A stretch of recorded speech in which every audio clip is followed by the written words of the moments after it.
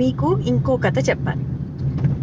ఒక పులి గ్రూప్లో నుంచి ఒక చిన్న పిల్ల తప్పిపోయి ఆడుకుంటూ వచ్చి పిల్లుల సంతలో చేరిపోయింది. ఆ పిల్లుల సంతలో చిట్టి పిల్ల కాబట్టి ఆ పిల్లి కూడా పాలిచ్చి పెంచడం మొదలెట్టింది.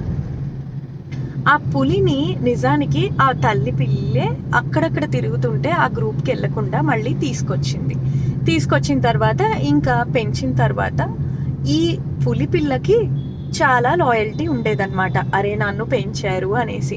కానీ ఎంత ట్రై చేసినా ఆ పిల్లలతోటి కలిసి ఆడలేకపోయేది. ఎందుకంటే ఇది ఒక్క గెంతితే అక్కడ ఉండేది. దీని క్యాలిబర్ వేరు, దీని పొటెన్షియల్ వేరు, దీని ఆలోచన విధానం వేరు. కానీ పిల్లలేమో వేరేలాగున్నాయి, కానీ నేనేమో ఇక్కడే ఉన్నా అని దానికదే ఆలోచించడం మొదలెట్టింది. అంటే నేనే తప్ప ఇక్కడ అన్నట్టు రోజు బాధపడేది. అయ్యో పిల్లులన్నీ చక్కగా మెల్లగా వెళ్తున్నాయి, నేనేంటి గెంతితే అక్కడ ఉంటున్నాను, నేనేంటి అరిస్తే ఇంత శబ్దం వస్తుంది, ఇలా చాలా బాధపడటం మొదలెట్టింది. దాని తర్వాత ఒకరోజు ఒక జంతువు వచ్చి అటాక్ చెయ్యబోతే ఈ పిల్లులన్నీ చెట్టుకో దారి గుట్టకో దారి కూర్చుని దాక్కోవడం ఇలా మొదలెట్టాయి.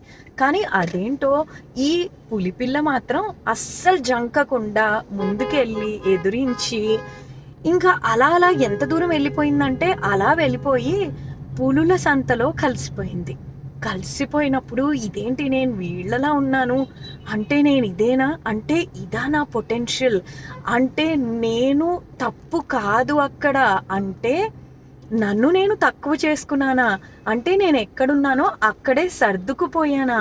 సరే నన్ను ఆ పిల్లి పాలిచ్చి పెంచింది, దేవుడా వాళ్ళని మంచిగా చూడు, కానీ నేనైతే తప్పు కాదు అనే సంతోషంలో అనే తృప్తిలో ఆ పులులకి చెప్పిందంట, మీరు ఏది ఏమైనా సరే నాకున్న గ్రాటిట్యూడ్ వల్ల ఎప్పటికీ ఆ పిల్లిని ఆ సంతని మాత్రం ఏమీ చెయ్యకూడదు అని మాట తీసుకుందంట.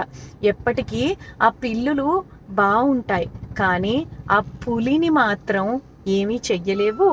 ఆ పులి పొటెన్షియల్ని తెలుసుకున్న తర్వాత ఎంత గొప్పగా అనిపించింది కదా. మనమంతా కూడా ఉన్న చోట పర్ఫెక్ట్ అనో బయటికి వెళ్తే కష్టాలు వస్తాయనో భయపడకుండా మన రియల్ పొటెన్షియల్ ఎక్కడుందో, ఎంత కష్టపడితే ఆ పొటెన్షియల్ని చేరుతామో దానికి భయపడకుండా ముందడుగేసి, అడుగు వేసి కాదు వేస్తూనే ఉండాలి. బికాస్ కష్టాలు ఎక్కడ ఫుల్ స్టాప్ పడవు, వస్తూనే ఉంటాయి, ఎదుర్కోవాలి, నడుస్తూనే ఉండాలి.